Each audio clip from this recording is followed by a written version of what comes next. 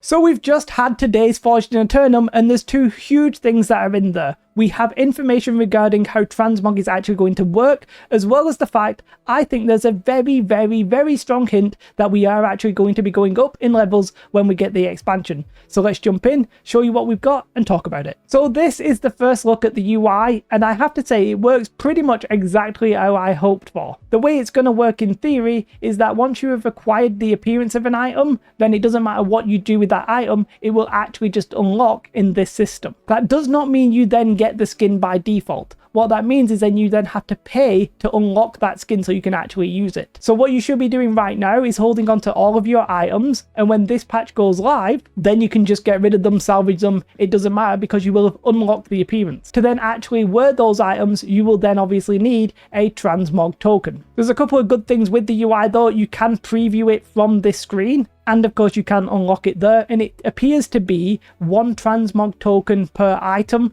which a lot of us thought would be the case, but some people were sort of hoping for like a set or something like that. And you can see it works with pretty much every slot. One interesting one is tools, because I'm not quite sure why anybody would want to unlock a tool spending actual money on tools. But you know, it is what it is. Another thing that is important, I just said spending money, but do you know what? They have confirmed that they are going to drop from Elite Chests. So chest runs are back on the menus, boys and girls. Now where you actually have to go to actually unlock them with your tokens is to a Stylemancer who's going to be stood just outside the outfitter. You go and talk to them, you click Transmog my outfit, and you get that UI that we'd already looked at.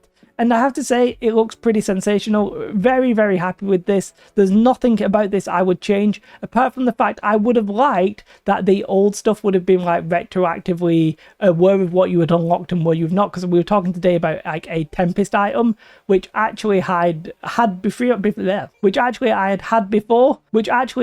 previously, but the game, I like salvaged the item and now I don't have it, so the game's not going to recognize that I've got that. Other than that, pretty happy. Transmog looking sick. Now this is a little bit hard to do while I'm recording this while I'm streaming, but I think the next big thing is that we are probably, hopefully likely, going to get a level increase. I've been banging on about it in my stream, the stream doesn't believe me, but I think this video gives us a very strong hint that a level increase is coming. If I move out of the way and you look at the bottom of this screen, what can you see? You can see that they are level 60 and that there are actually rested XP bars. Now that's not what you get if you are actually looking at the game live.